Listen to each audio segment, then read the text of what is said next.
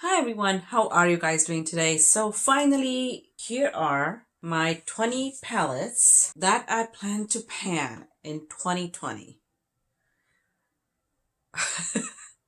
Yeah, that's the plan. Actually, there were more palettes in here. I think I did mention it in my previous video, but this is the second time that I'm recording this video.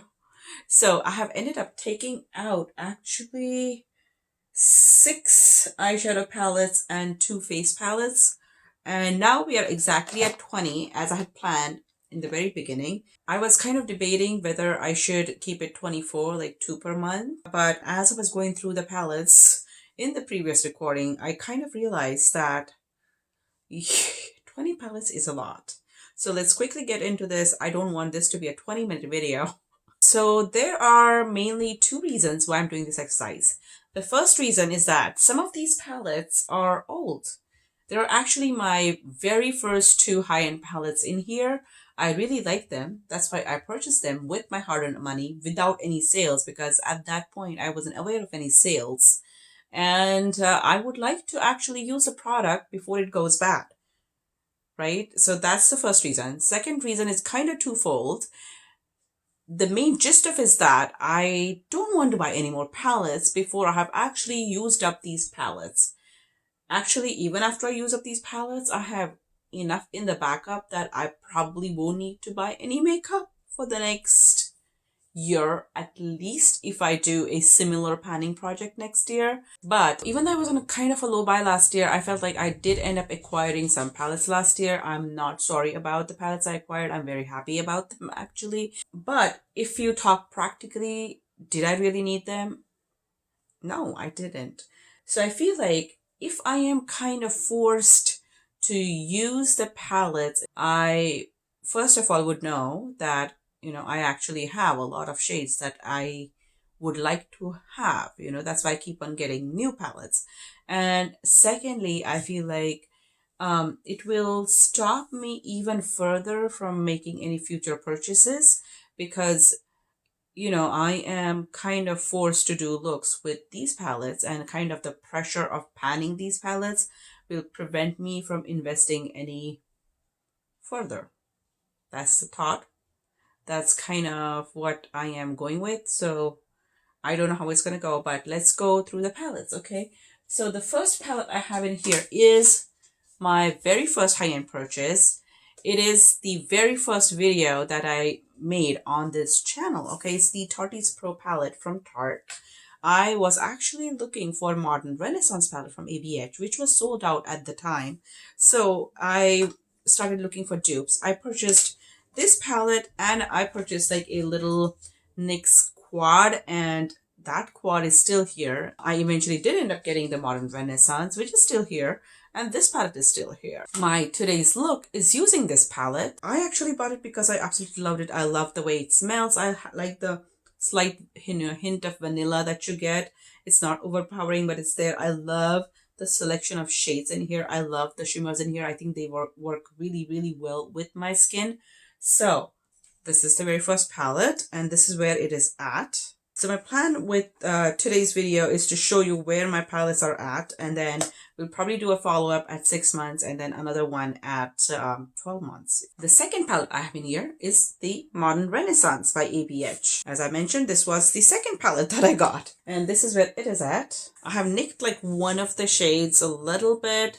2 of these shades look like, there is like a slight curve in them, but other shades are pretty solidly in there. I love the shimmers in here. There are 3 shimmers, I think.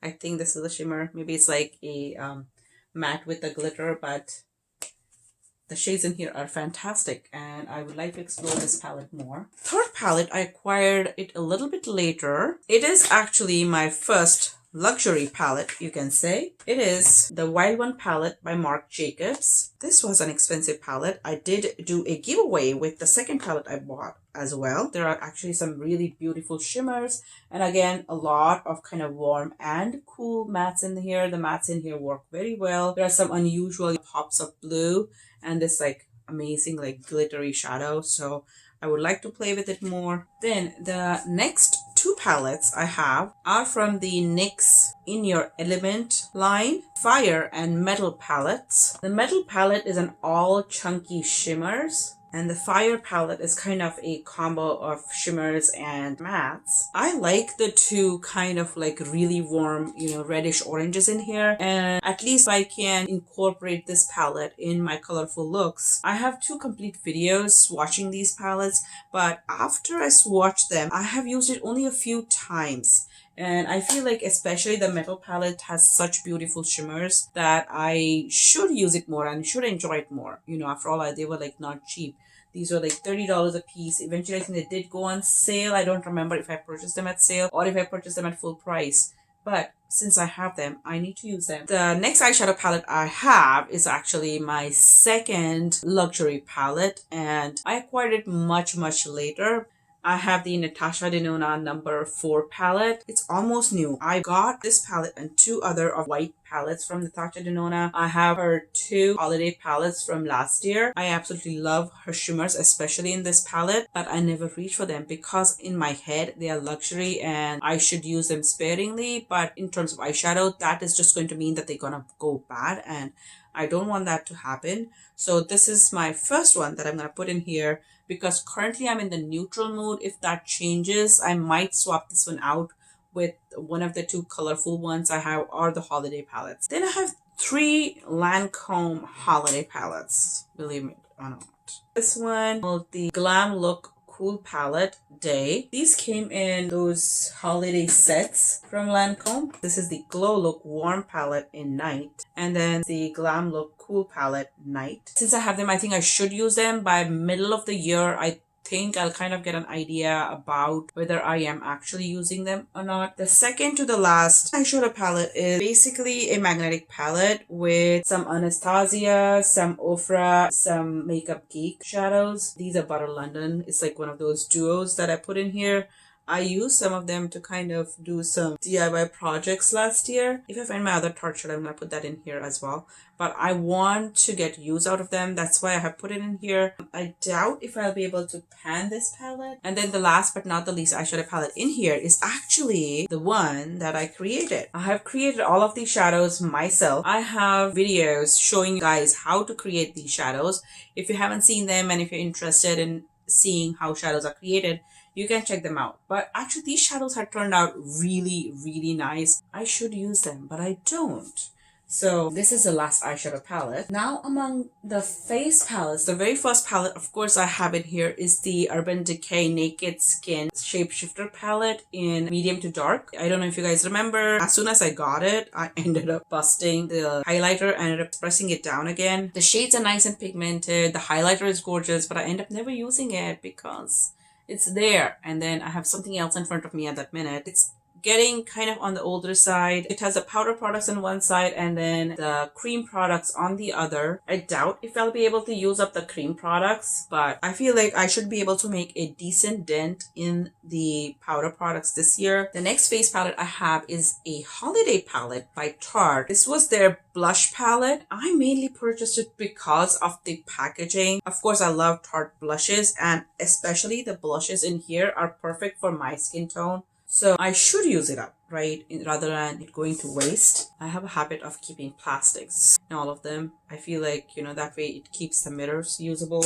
Then I have another holiday palette, which is the Becca Raprese Ski palette. It's almost brand new. I have used the blush, I think, once. I might have used the highlighter also once.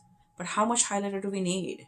Unless I'm using it on my body, which I don't like to do it. I'm guessing that the white shade is going to stay like that, but the other shades are very usable for me. I don't know if 2 of these are supposed to be bronzers, but anyway, this is what it looks like right now. What I realized during the re-recording is that because I had to redo my face makeup, that these palettes need to be out of their outer packaging.